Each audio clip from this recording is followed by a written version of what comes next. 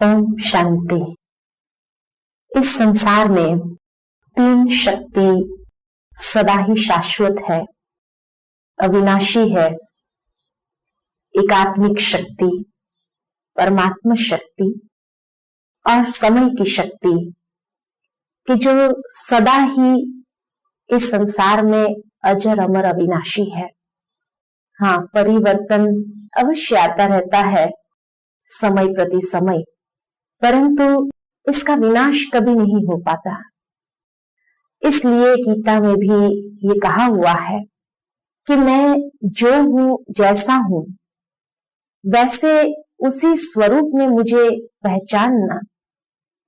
आत्मा भी जो है, जैसी है, वैसे उसको जानना, पहचानना है।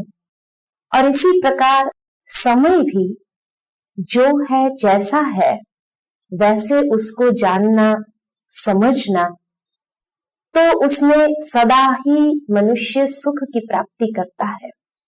परंतु जब हम उसके सत्य स्वरूप को जानते नहीं हैं, पहचानते नहीं हैं, तब कई प्रकार के भ्रम में आ जाते हैं और उन भ्रमों में आने से ही अनेक प्रकार के असत्य स्वरूप धारण कर लेते हैं और उसमें आकर के अपने अभिनय करने लगते हैं। तो वैसे जानना अर्थात क्या? सत्यता की शक्ति क्या है? सत्य अर्थात जो सदा है, जिसका कभी विनाश नहीं हो सकता, जो अविनाशी है। सत्य कभी तर्कों से प्राप्त नहीं हो सकता, सत्य कभी पुस्तक से प्राप्त नहीं हो सकता। सत्य अनुभव से प्राप्त होता है और सत्यता का स्रोत है सत्यम शिवम सुंदरम। सत्यम शिवम सुंदरम परमात्मा को कहा गया है क्योंकि वो सत्य है, सदा है, सुंदर भी है और अति कल्याणकारी है। इसीलिए ये कहा गया है। सत्यता में शक्ति है, सत्यता में शुद्धि है। कहां पर भी कोई भी बात में अशुद्धि आती है तो कहा जाता है कि इसमें असत्यता मिक्स है। तो इसलिए सत्य की परख वही है कि जिसमें शक्ति है, जिसमें भय नहीं है और जिसमें शुद्धि है, जो पवित्र है, जो साफ है, जो सदा ही स्वच्छ है। यही सत्यता की शक्ति की महानता गाई हुई है। जब तक वो सत्यता की शक्ति हमें जीवन में प्राप्त नहीं है, तब तक हम महानता के पुजारी ही रहे हैं। महान आत्माओं के, दिव्य आत्माओं की पूजा भी इसीलिए करते हैं क्योंकि वह सत्य स्वरूप में स्थित थे। और आज वही सत्यता की कमी हमें अपने जीवन में महसूस हो रही है। वो सत्यता कैसे छूट गई हमारे जीवन से? सत्यता अति श्रेष्ठ होते हुए भी, शक्तिशाली होते हुए भी, आज ये शक्तिशाली शस्त्र को हम क्यों नहीं अपना सके? क्योंकि मनुष्य जीवन में कमजोरी आ गई। और ये कमजोरी भी क्यों आई? क्योंकि शक्ति का प्रयोग करना नहीं आया, शक्ति को अपनाना नहीं आया। जिस प्रकार कहीं यात्रा में कोई व्यक्ति जा रहा हो और यात्रा में जाते वक्त अगर उसके पास कंपास जैसा साधन होते हुए भी उसको प्रयोग करना नहीं आवे और उस कंपास को वो फेंक दे समुद्र में कि हवाई जहाज से कि भाई ये काम नहीं कर रहा है इसलिए उसको फेंक दो, तो उसको दिशा निर्देश करने वाला कौन? और वहां से वो भटक जाता है। इसी प्रकार आज मनुष्य जीवन में भी हम आत्माएं भटक क्यों गए? क्योंकि ये इतना पावरफुल दिशा निर्देश करने वाला शक्तिशाली शस्त्र को हमने छोड़ दिया, फेंक दिया कि पता नहीं ये काम नहीं करता है। और आज इसलिए दुनिया में यही आवाज सुनाई देता है कि सत्यता के आधार पर जीना बहुत कठिन है। सत्यता की शक्ति के माध्यम से कोई व्यक्ति सफल नहीं हो सकता है, आगे नहीं बढ़ सकता है, उसको मार खानी पड़ती है, उसको गिरना पड़ता है, अनेक प्रकार के बातें हम सुनते रहते हैं। परंतु सदा की सत्य स्वरूप की बात को अगर समझ ले कि कौन सी सत्य बात को हमें जाननी है, जिसके माध्यम से सत्यता की शक्ति को अपनाना सहज हो जाता है। आत्मा के विषय में सत्य जानना अर्थात कि आत्मा की वास्तविकता क्या है। जैसे शरीर में भिन्न भिन्न कर्मेंद्रियां है कर्म करने के लिए, इसी प्रकार आत्मा का सत्य स्वरूप है कि जिसके पास 3 शक्तियां सदा निहित रूप में है, मन, बुद्धि और संस्कार।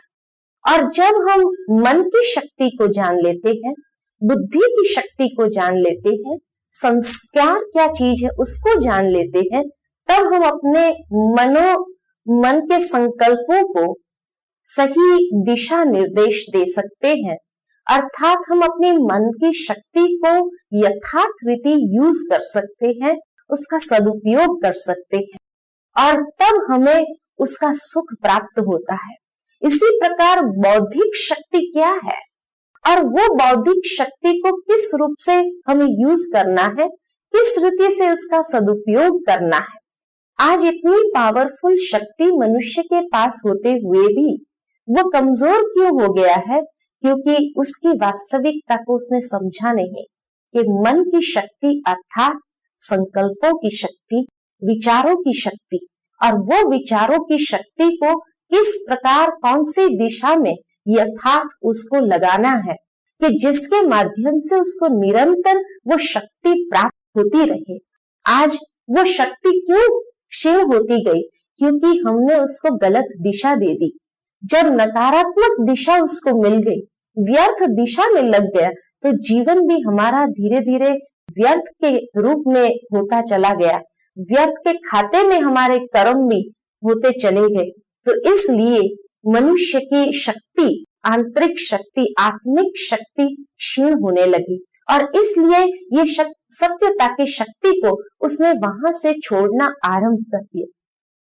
दूसरी बात, जब कहा जाता है कि परमात्मा जो है जैसा है वैसा उसको जानना, समझना, अर्थात उसी स्वरूप में उसको याद करना, उसी स्वरूप में उसको जानना और उसके साथ वो संबंध जोड़ना। तो परमात्मा जो है जैसा है वैसे उसको जानने से, उसके साथ संबंध जोड़ने से उससे सर्व शक्तियां प्राप्त हो सकती है। इसीलिए कहा कि सत्यम शिवम सुंदरम, वही सत्यता का स्रोत है और स्रोत से ही शक्ति प्राप्त हो सकती है। बिना स्रोत से संबंध जुड़े शक्ति प्राप्त नहीं हो सकती है और इसीलिए मनुष्य भटकते रहे। जिस प्रकार व्यक्ति का किसी से संबंध न हो तो वह भटकता रहता है कि सहारा कहीं से मिल जाए, कहीं आधार मिल जाए, कहीं से कुछ प्राप्ति हो जाए, तो इस प्राप्ति के उसमें ढूंढता फिरता रहता है, भटकता रहता है। तो आज मनुष्य भी ये भटकने जैसी हालत क्यों हो गई? क्योंकि सत्य से उसका संबंध नहीं रहा, सत्य को जाना नहीं, अपने सत्य स्वरूप को जाना नहीं और सत्य से उसका संबंध नहीं रहा। और तीसरा सत्य है कि समय का सत्य, समय का सत्य ज्ञान प्राप्त होना कि समय का चक्र किस प्रकार चलता रहता है। ये संसार का चक्र कहा ही जाता है कि समय के चक्र के अधीन है, काल चक्र के आधार पर चलता रहता है।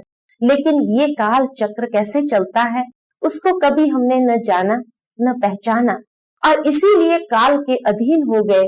काल ने इस प्रकार हमारे ऊपर अपने अधिकार को प्राप्त कर लिया कि जब चाहे वो व्यक्ति को उसी रूप से चलाने लगा है और इसीलिए समय का सदुपयोग भी हम नहीं कर पाए।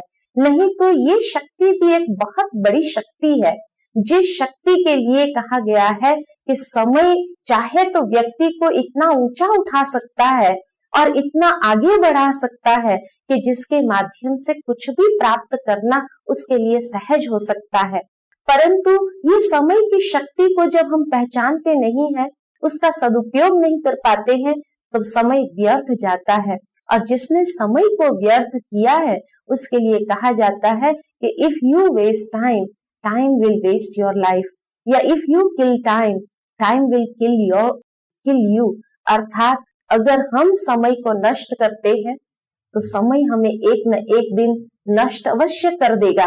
तो इसलिए समय की शक्ति को जानना और उसका सदुपयोग करना ये अति आवश्यक है। समय की शक्ति को जानना अर्थात क्या?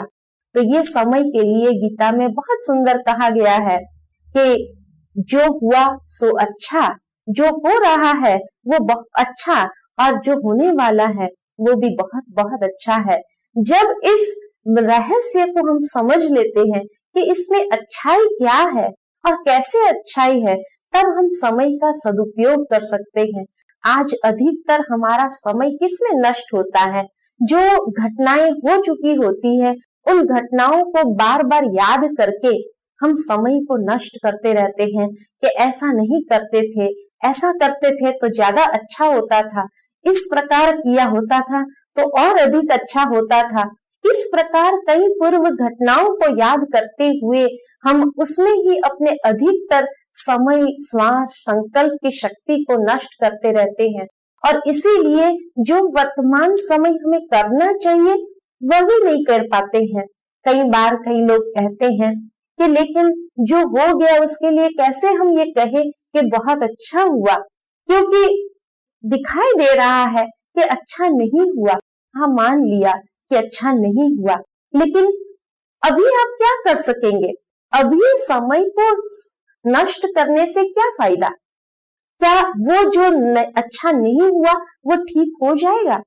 और शाश्वत बात तो ये है कि जो हुआ है उसमें भी बाह्य स्वरूप से हम देख रहे हैं, इसलिए हमें लगता है कि ये अच्छा नहीं हुआ है, लेकिन उसके भीतर में कोई न कोई रहस्य अवश्य समाया होता है जो समय पर स्पष्ट होता है। जब तक समय नहीं आता है तब तक स्पष्ट नहीं हो पाता है, और इसलिए वो बाह्य स्वरूप को देखते हुए हम ये कहते हैं कि ये जो हुआ है वो अच्छा नहीं हुआ, ऐसा तो नहीं होना चाहिए था। और यही बार बार सोच करके इतने कमजोर हो जाते हैं कि फिर हमें सत्यता की शक्ति को अपनाना कठिन होता है।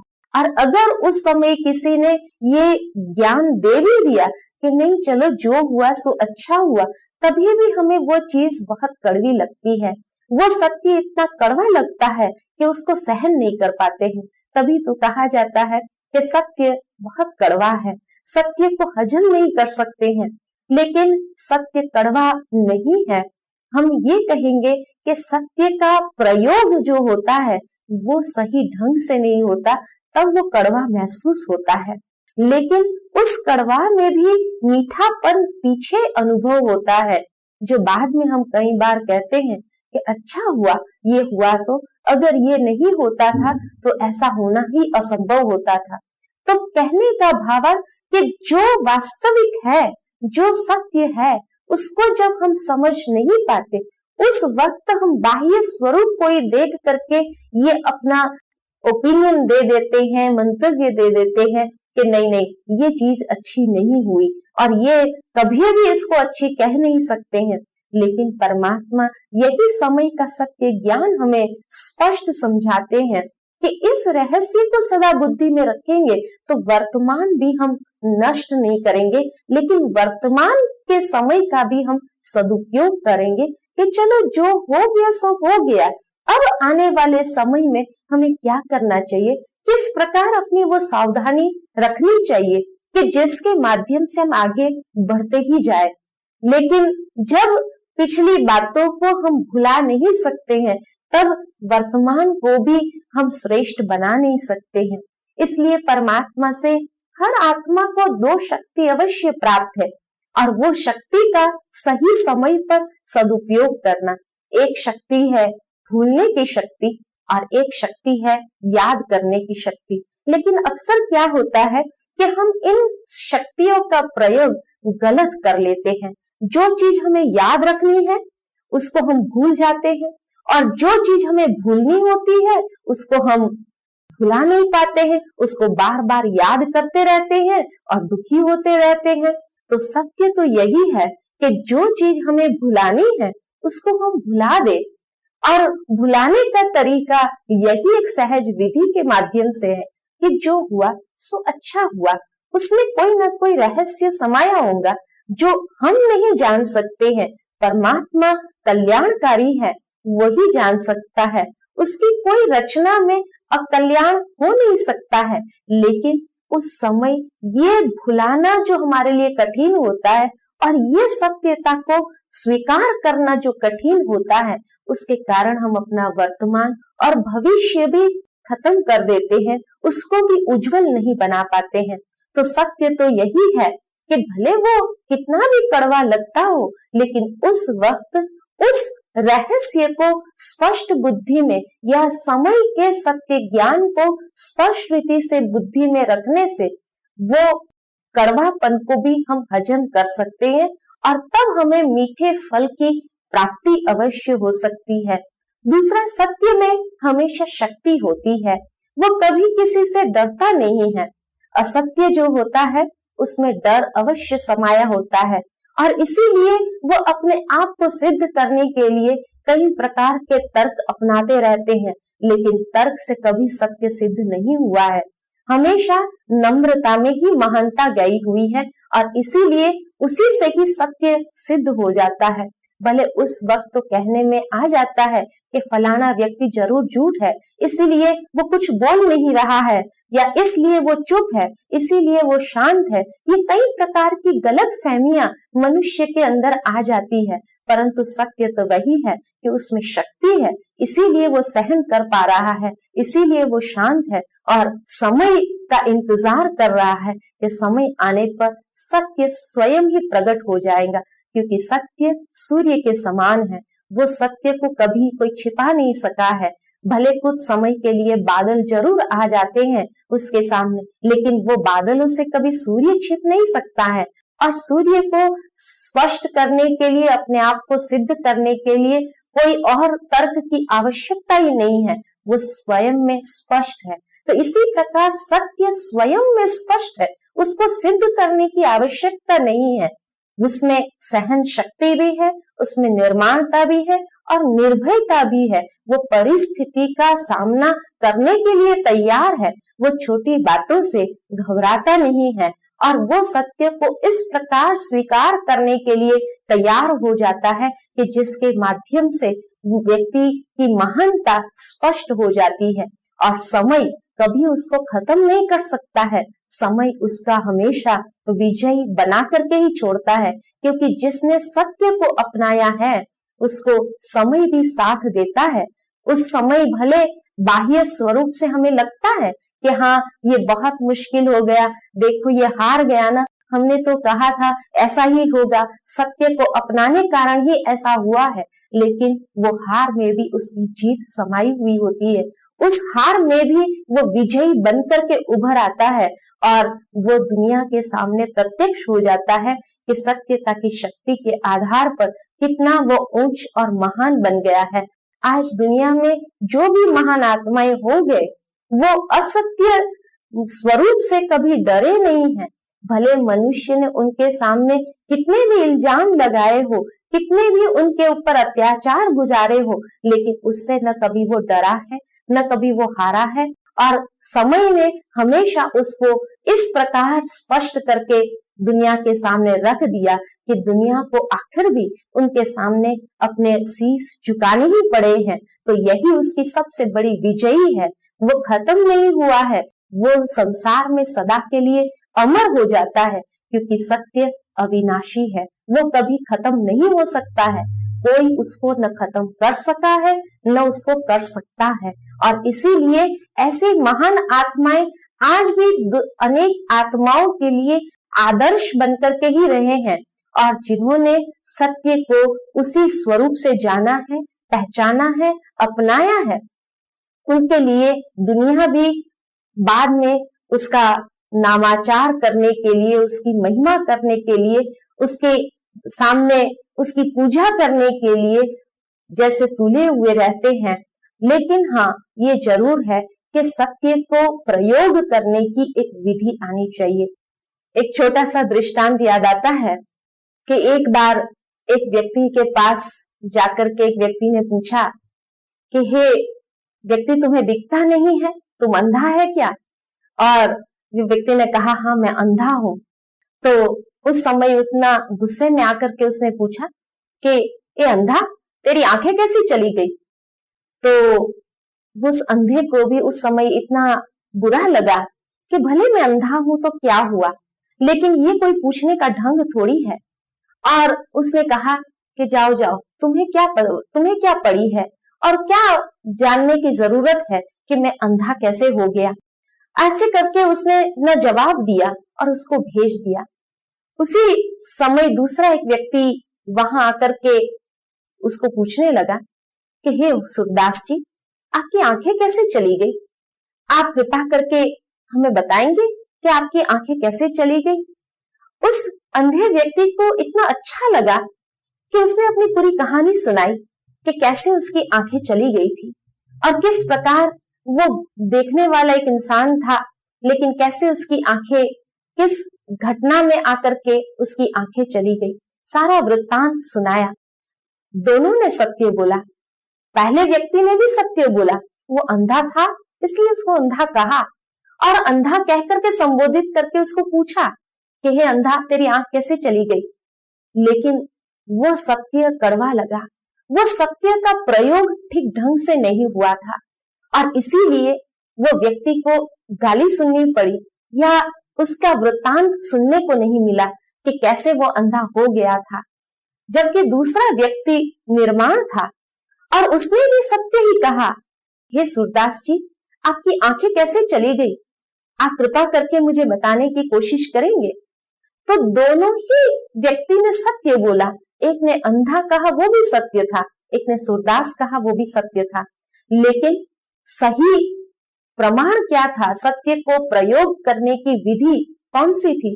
कि जब निर्माणता के माध्यम से सत्य का प्रयोग किया जाता है तो वहां वो सबके दिलों को जीत लेता है।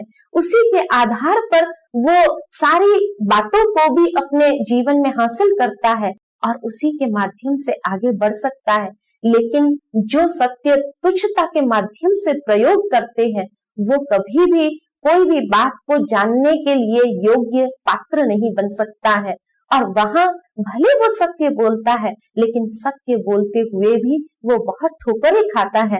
तो सत्य का प्रयोग निर्माणता के माध्यम से जब होता है तो वो महान बन जाता है। सत्यता का प्रयोग जब तुच्छ भाषा में किया जाता है तब वो ठोकरें ही खाता है और कुछ नहीं खाता है। इसलिए सत्य का प्रयोग करना, किस विधि से प्रयोग करना, किन किन शब्दों से उसका प्रयोग करना, ये अति आवश्यक है। और ये विधि अगर मनुष्य सीख ले तो वही सत्यता की शक्ति को अपनाकर जीवन में जितना आगे बढ़ना चाहे वो बढ़ सकता है और जितना ही ऊंचाई को प्राप्त करना चाहे वो प्राप्त कर सकता है। ओम शांति।